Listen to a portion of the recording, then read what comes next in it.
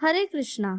पद्म पुराण में माघ मास की महिमा इस प्रकार बताई गई है कि जैसे ग्रहों में सूर्य और नक्षत्रों में चंद्रमा श्रेष्ठ है, उसी प्रकार महीनों में माघ मास श्रेष्ठ है। माघ मास की महिमा का वर्णन करते हुए महामुनि वशिष्ठ जी ने कहा है, जिस प्रकार चंद्रमा को देखकर कमलिनी तथा सूर्य को देखकर कमल प्रस्फुटित होता है, उसी प्रकार माघ मास में साधु संतों महर्षियों के सानिध्य से मानव बुद्धि पुष्पित, पल्लवित और प्रफुल्लित होती है, यानी प्राणी को आत्मज्ञान की प्राप्त होती है। हरे कृष्णा। स्वागत है आपका बहुत बहुत इस चैनल में। इस वीडियो में हम माघ मास महात्म्य में तीसरे अध्याय का श्रवण पान करेंगे, जो इस प्रकार है। तब राजा दिलीप कहने लगे कि महाराज, यह पर्वत कितना ऊंचा और कितना लंबा चौड़ा है। तब वशिष्ठ जी कहने लगे कि 36 योजन ऊंचा, ऊपर चोटी में 10 योजन चौड़ा और नीचे 16 योजन चौड़ा है, जो हरी, चंदन, आम, मदार, देवदार और अर्जुन के वृक्षों से सुशोभित है।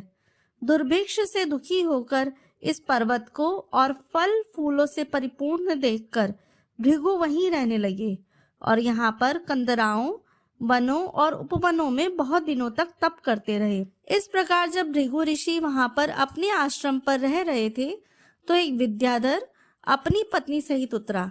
वह अत्यंत दुखी था। उन्होंने भृगु ऋषि को प्रणाम किया और ऋषि ने बड़े मीठे स्वर से उनसे कहा कि हे विद्याधर, तुम बड़े दुखी दिखाई देते हो, इसका क्या कारण है? तब विद्याधर कहने लगा कि महाराज, पुण्य के फल को पाकर, स्वर्ग पाकर तथा देवतुल्य शरीर पाकर भी मेरा मुख व्याघ्र जैसा है। मेरे दुख और अशांति का यही एक कारण है। न जाने किस पाप का फल है। मेरे चित्त की व्याकुलता का दूसरा कारण भी सुनिए। मेरी पत्नी अति रूपवती, मीठा वचन बोलने वाली, नाचने और गाने की कला में अति प्रवीण, शुद्ध चित्त वाली, सातों सुरों वाली, वीणा बजाने वाली, जिसने अपने कंठ से गाकर नारद जी को प्रसन्न किया, नाना स्वरों के नाद से वीणा बजाकर कुबेर को प्रसन्न किया, अनेक प्रकार के नाच ताल से शिवजी महाराज भी अति प्रसन्न और रोमांचित हुए। शील, उदारता, रूप तथा यौवन में स्वर्ग की कोई अप्सरा भी इस जैसी नहीं है। कहाँ ऐसी चंद्रमुखी स्त्री और कहाँ मैं व्याघ्र मुख वाला, यही चिंता सदैव मेरे हृदय को जलाती है। विद्याधर के ऐसे वचन सुनकर तीनों लोकों की भूत, भविष्य और वर्तमान की बात जानने वाले तथा दिव्य दृष्टि वाले ऋषि कहने लगे कि हे विद्याधर, कर्म के विचित्र फलों को प्राप्त होकर ज्ञानी पुरुष भी मोह को प्राप्त हो जाते हैं। मक्खी के पैर जितना विष भी प्राण लेने वाला हो जाता है, छोटे छोटे पापों का फल भी अत्यंत दुखदायी हो जाता है। तुमने माघ मास की एकादशी का व्रत करके द्वादशी ना आने तक शरीर में तेल लगाया, इसी पाप कर्म से व्याघ्र हुए।